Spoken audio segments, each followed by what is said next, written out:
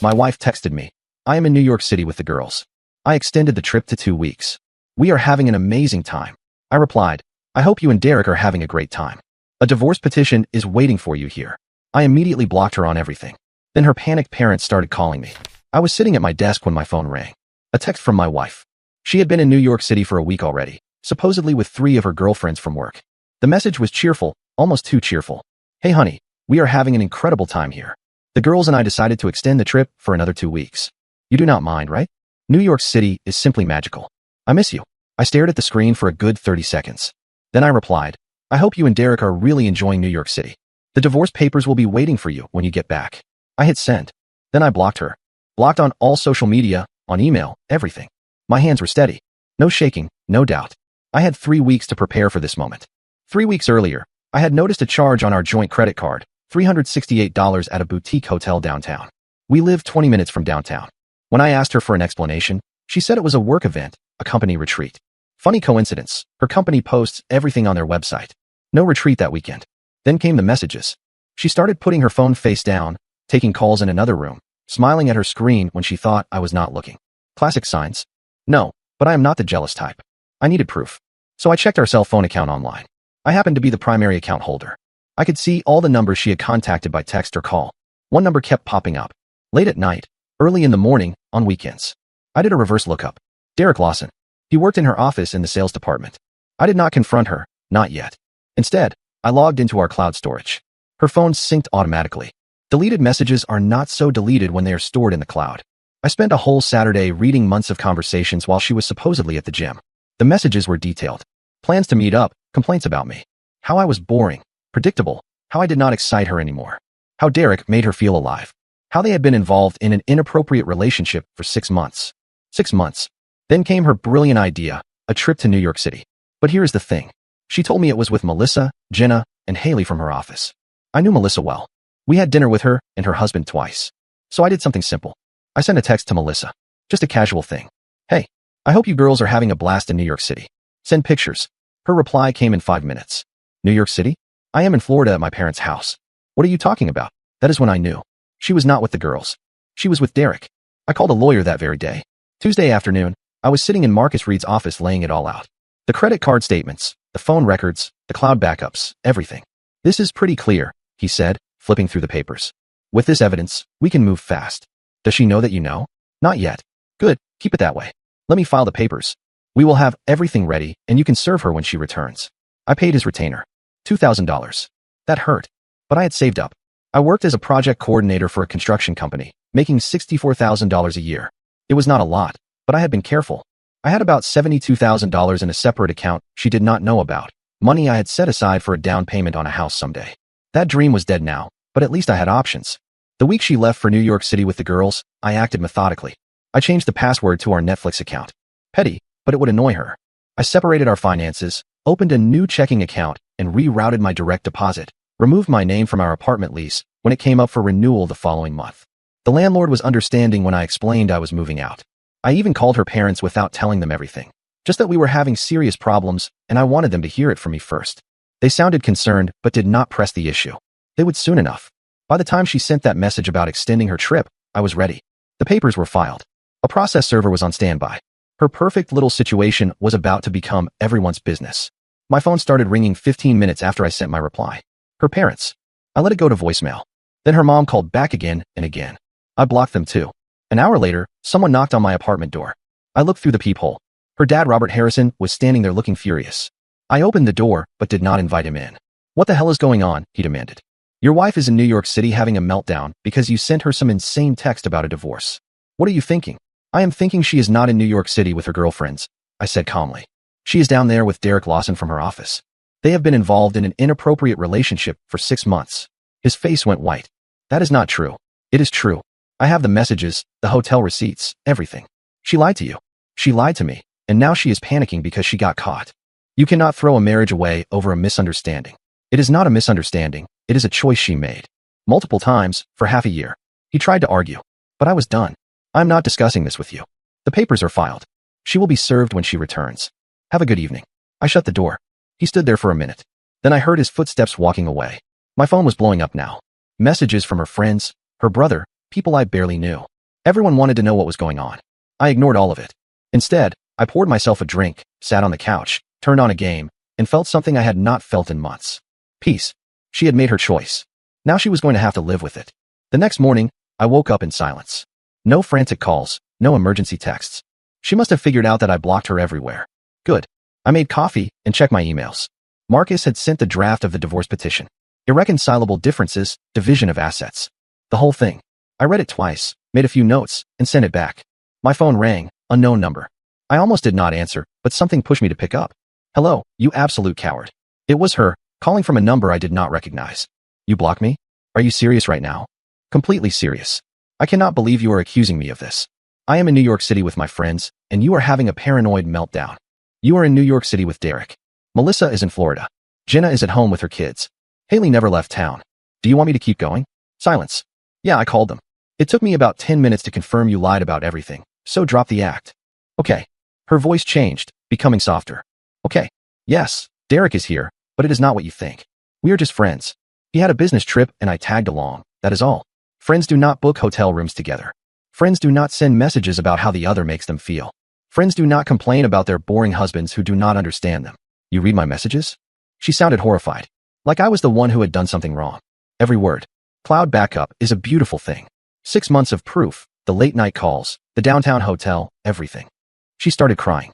The same fake tears she used before when she wanted something. Please, listen to me. I made a mistake. We can fix this. No, we cannot. I already filed for divorce. You will be served when you get back. You cannot do this. We can go to therapy. We can work on it. I'm not interested in working on anything. You chose this. You wanted excitement. Congratulations. Now you get to be excited about finding a new place to live. Where am I supposed to go? Not my problem. Maybe Derek has a spare room. I hung up, blocked that number too. Work was strange that day. I did my job, checked some project deadlines, sent a few emails. Nobody knew anything yet. My boss Kevin Marshall stopped by my desk around lunchtime. Everything okay? You seem off. Personal stuff. I will manage. All right. Let me know if you need anything. I appreciated that. Kevin was a decent guy. He did not pry, did not push, just offered support and moved on. That evening, I went over to my buddy Tyler's place. He had been my friend since college, one of the few people I really trusted.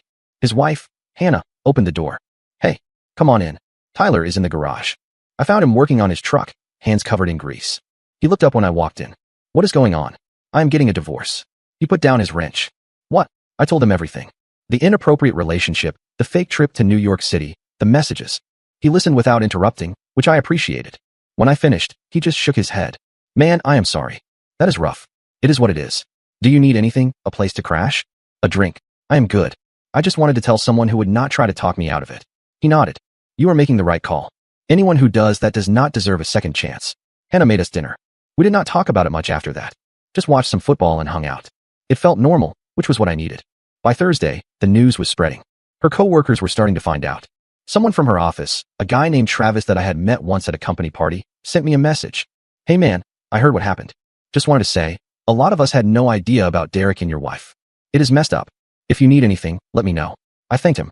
It turned out their relationship was an open secret at the office. People suspected, but nobody said anything. Company policy, I guess, do not get involved in other people's drama. But now, it was no longer just drama, it was a mess. And Derek was starting to feel the heat. I snooped around a bit. It turned out their company had a strict policy on employee relationships. They had to be reported to human resources. He had not done that, which meant he had been violating company policy for months. I sent an anonymous email to their human resources department attaching screenshots of the messages without signing my name. Without making it personal, just forwarded the evidence and let it be. Friday afternoon, I got a call from an unknown number, a different one again this time. I answered. Stop what you were doing. It was Derek. His voice was shaking. Who is this? You know who this is. Stop sending stuff to our company. This is between you and your wife. Wrong. You made it my business when you decided to get involved with a married woman. Now you deal with the consequences. I could lose my job over this. Well, maybe next time you will think twice before getting involved with a married woman. Are you being vindictive? No, I am being fair. You both lied. You both crossed serious lines. You will both face what comes next. Do not call me again. I hung up and blocked that number too. That weekend, I started packing. The apartment lease was in both our names, but I had already talked to the landlord. I would be out of there by the end of the month, finding a smaller place on the other side of town, a cheaper one-bedroom, closer to work. It was not much, but it was mine. Saturday night, I was packing books when someone knocked on the door. I checked the peephole. Her brother, Connor. I opened the door. What? We need to talk. No, we do not. Look, I know you are mad, but she is my sister. She is falling apart over there. Can you not just hear her out when she gets back? She had 6 months to tell me the truth. She chose not to. Now she deals with it. People make mistakes. It was not a mistake. A mistake is forgetting to buy milk. This was a choice. Every message, every date, every lie, all choices. He tried to argue, but I was not interested. I do not owe her anything, not my time, not my forgiveness, nothing. She destroyed this marriage. I am just making it official. I shut the door. Sunday, I went to the gym, lifted weights, ran a few miles, cleared my head. When I got home, there was a note taped to my door. Please call me. We need to talk. I am coming home early. I crumpled it up and threw it away. She would be back Tuesday. The process server was ready. Her fantasy trip was about to end, and the consequences were just beginning. I did not feel angry anymore, just determined. She wanted to play games, fine, but I was not playing. I was ending it. Tuesday came faster than expected. I took the day off, told Kevin I had some personal business to handle. He did not ask questions. I spent the morning finishing the packing. Most of my things were already in boxes. The apartment looked empty, stripped of everything that mattered to me. I had taken my clothes, my books, my tools, left the furniture. None of it mattered anyway. Around 2 in the afternoon, I heard a key in the lock. The door opened, and there she was, suitcase in hand, looking exhausted. Her eyes were red, makeup smeared. She had probably been crying on the plane. She saw me sitting on the couch and froze. You are here. It is still my apartment for 2 weeks. After that, it is all yours. She dropped her suitcase and walked toward me. Please, can we just talk? Really talk. Nothing to say. Yes, there is. I made a terrible mistake. I know that now. But we can fix this. We can go to therapy, work on it together. You keep saying that word. We. There is no we anymore. She sat on the other end of the couch, trying to compose herself. I love you. I never stopped loving you. Funny way of showing it. I got confused. Derek paid attention to me, made me feel special. But it did not mean anything. It was just a distraction. A 6-month distraction. That is devotion. Her face twisted. Why are you being so cruel? Cruel? You lied to everyone, your parents, your friends, me. You took money from our joint account to fund your situation. You booked hotels, sent messages about how boring I was, planned secret trips, and I am the cruel one. I did not mean those things I said about you. If you meant them, own it. You meant every word. You just did not expect to get caught. She tried a different approach, moved closer, put her hand on my arm. I miss you, I miss us. Not you. I pulled my arm away. What we had died 6 months ago when you decided that Derek was more interesting than your marriage. It is over with him, completely over. I told him it was done.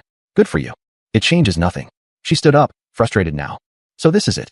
You are just going to throw away 5 years of marriage. I am not throwing anything away. You already did. The doorbell rang. Perfect timing. I got up and answered it. A woman in her 40s stood there with a clipboard. Delivery for Brooke Harrison. My wife appeared behind me. That is me. The woman handed her an envelope. You have been served. Have a good day. She walked away. My wife stared at the envelope like it was a bomb. Open it, I said. She did. Her hands were shaking as she read the divorce petition. Are you serious about this? Completely serious. And the apartment, our things, keep the furniture. I already moved my stuff. The lease is in both our names until next month. Then you can renew it alone or find somewhere else. Up to you. Where are you going to live? I already have a place, a 1-bedroom across town. I am moving in this weekend. She looked around the apartment, realizing how empty it was. You planned all this while I was gone. I had plenty of time. You extended your trip, remember? Her phone buzzed. She checked it, and her face went pale. What? I got fired. They just sent the email. I said nothing. You did this. You told my company about Derek. Someone informed human resources that you were violating company policy. Employee relationships have to be reported. You did not do it. This is your fault. You ruined my career. No, you did it yourself. I just made sure the right people knew what was going on. She threw her phone across the room. It hit the wall and cracked. I have nothing left now. No job, no husband, nothing. You should have thought about that before getting on a plane to New York City with your coworker. I hate you. Good. That makes the divorce easier. She grabbed her suitcase and rushed into the bedroom. I heard her crying in there, throwing things. I did not care. My phone buzzed. Message from Marcus, my lawyer. Server confirms delivery. We are on track. Hearing scheduled in 6 weeks. She has 20 days to respond. I replied thanks. An hour later, her parents arrived. This time, both of them. Her mom Elizabeth looked like she had been crying. Her dad Robert looked ready to fight. I opened the door, but did not let them in. Our daughter is in there having a breakdown, Elizabeth said. What did you do to her? I divorced her for betraying our marriage.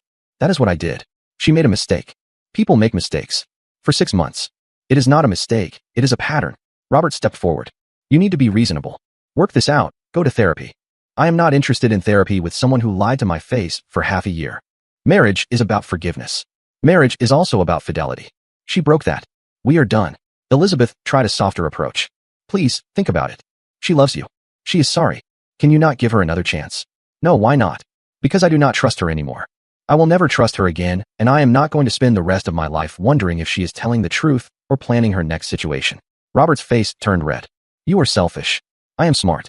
Your daughter destroyed this marriage. I am just making it legal. I shut the door. They knocked a few more times, but I ignored them. Eventually, they left. That evening, she came out of the bedroom. Her eyes were swollen, face blotchy. She looked broken. Can I ask you something? What? Did you ever love me? Yes. Until you chose someone else. I never chose him over you. Yes, you did. Every time you sent him a message, every time you lied about where you were going, every time you deleted a message, you chose him. She sat on the floor, back against the wall. I do not know what to do now. Figure it out. You are an adult. Where am I supposed to go? I do not have a job anymore. Your parents have a house. Stay there or find a roommate. Not my problem. Are you really not going to help me at all? Help you after what you did? She looked at me with something like disbelief. You have changed. You are not the person I married anymore. You are right. I am not. The person you married probably would have taken you back, believed your excuses, and tried to make things work. But that person does not exist anymore. You killed him. I grabbed my jacket and my keys. I am leaving. I will be back tomorrow to get the rest of my boxes. Do not be here. I walked out. Drove to Tyler's place. He and Hannah saw me and knew. It is done, I said. Good, replied Tyler. Do you want a drink? Yeah, actually. We sat in his garage drinking and not saying much. Sometimes that is all you need, just someone who understands without having to explain. By the time I left, it was past midnight. I drove to a cheap hotel near my new apartment. Slept there for the night. The next morning, I went back to the apartment. She was gone. Left a note on the counter. I hope you are happy. You destroyed everything. I crumpled it up and threw it in the trash. Then I loaded the last boxes into my truck and drove away without looking back once. The new apartment was smaller, but it was mine. 1 bedroom, decent kitchen, parking spot included. I spent the first weekend setting everything up. Bed, couch, television, the basics, nothing fancy. But I did not need fancy. I needed peace. Monday morning, I was back at work. Kevin noticed I looked lighter. Personal stuff sorted out. Getting there. Good. We have the Riverside project starting next week. I need you on your game for that. Work was a welcome distraction, deadlines, budget, meetings with contractors, simple problems with clear solutions. Nothing like my personal life had been. Around lunchtime, my phone rang. Unknown number. I almost ignored it, but answered anyway. Stop avoiding me. It was Derek again. Different number. How many phones do you have? I lost my job because of you. My career is destroyed. Your career is destroyed because you could not control yourself. Do not blame me for your choices. She told me you were practically separated, that the marriage was over. I laughed. A genuine, real laugh. And you believe that? Classic line, man. She manipulated you. What? We were not separated. We did not have problems. Everything was fine until you came along. She lied to you the same way she lied to me. Silence on the other end. Think about it. If she lies to her husband of 5 years, why would she not lie to you? You were just convenient. That is not true. Believe what helps you sleep at night, but we are done here. Do not call back. I blocked the number. Third time is the charm. That evening, I stopped at Target to pick up groceries. Basic stuff, nothing major. I was in the cereal aisle when I ran into Melissa, the coworker my wife had pretended to be in New York City with. Hey, she said, looking uncomfortable. I heard what happened. I am really sorry. Not your fault. I feel terrible. She used my name to cover her trip. I had no idea. I know. That is why I sent you a message to check. She moved her basket. A lot of people at the office are talking about it. Derek got fired. Your wife too. It is a real mess. Yeah. Well, actions have consequences. For what it is worth, I think you handled it the right way. She did not deserve a second chance after that.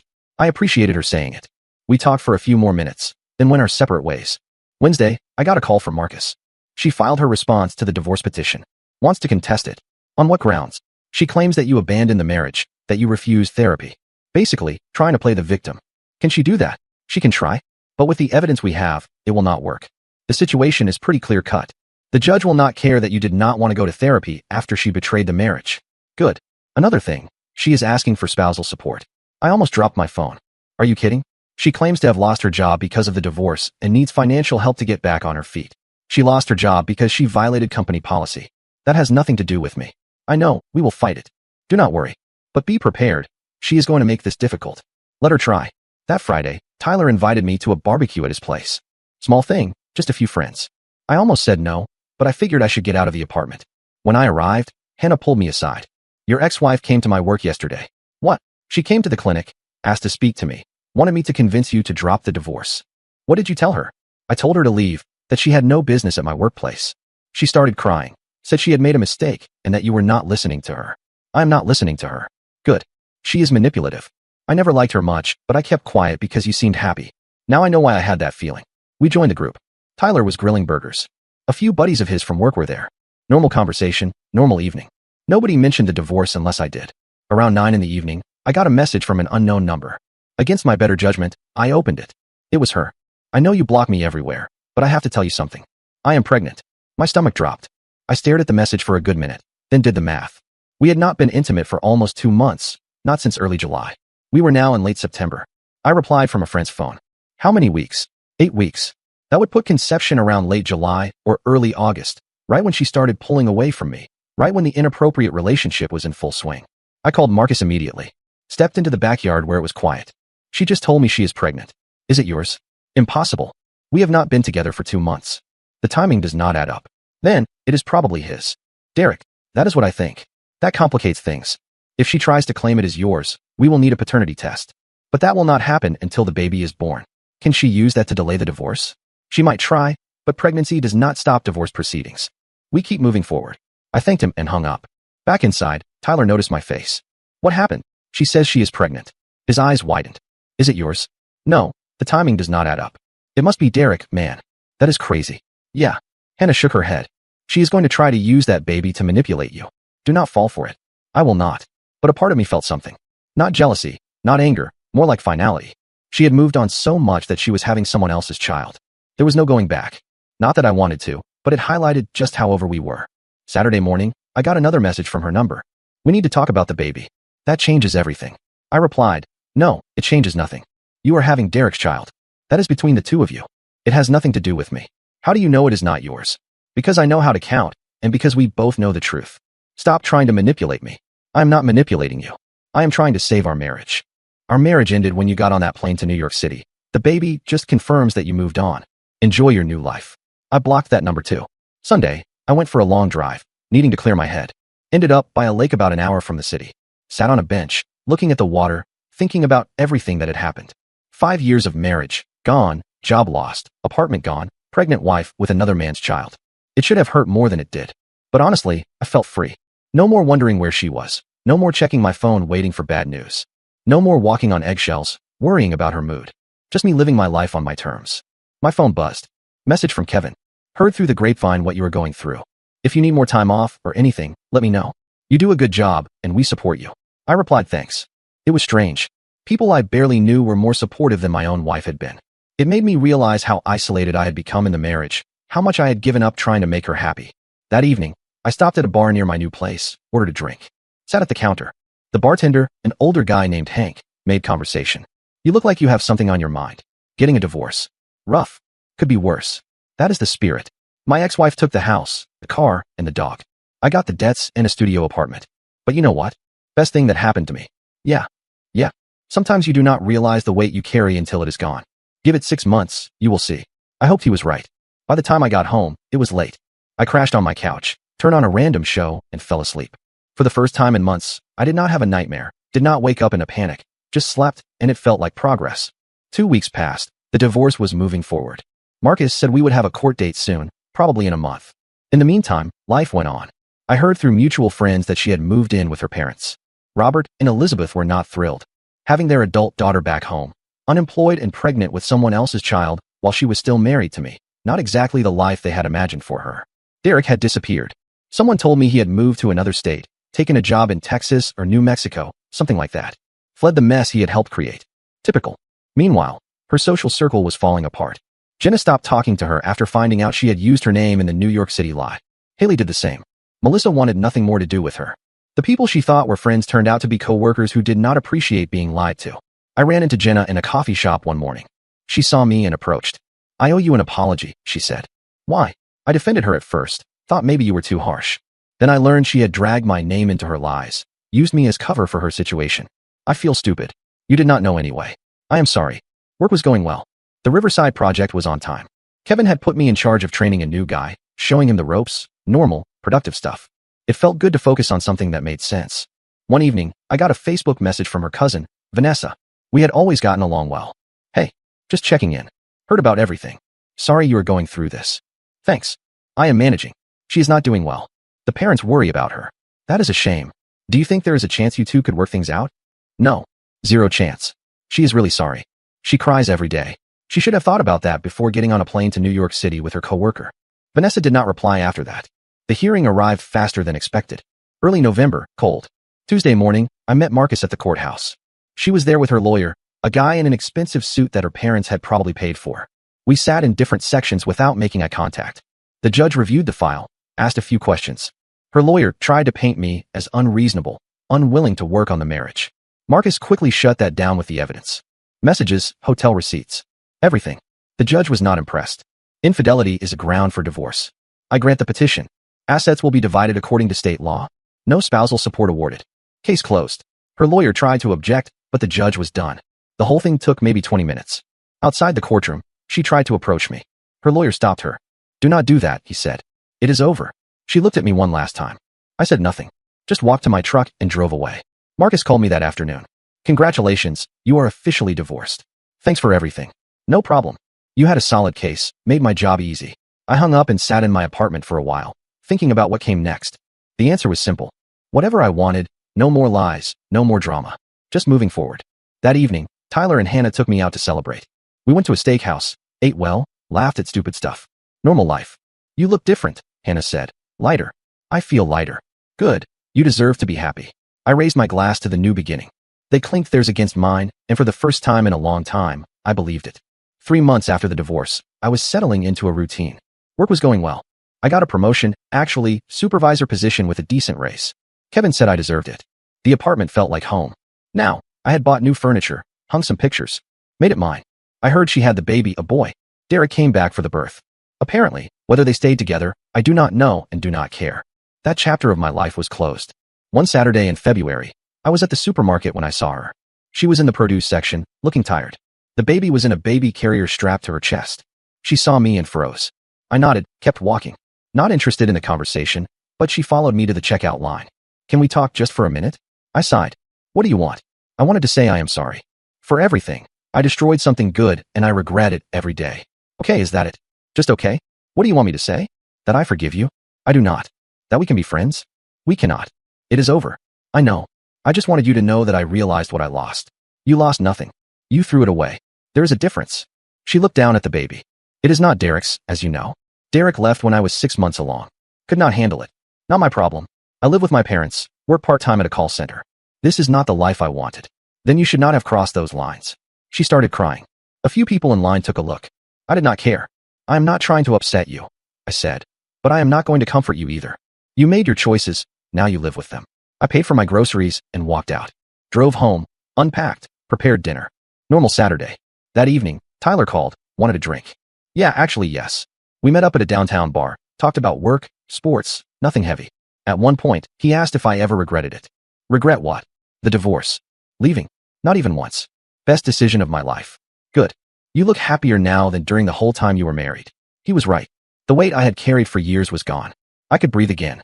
A few weeks later, I started dating someone, Sydney, a project manager from another company that I had met at a conference. Nothing serious yet, just getting to know each other.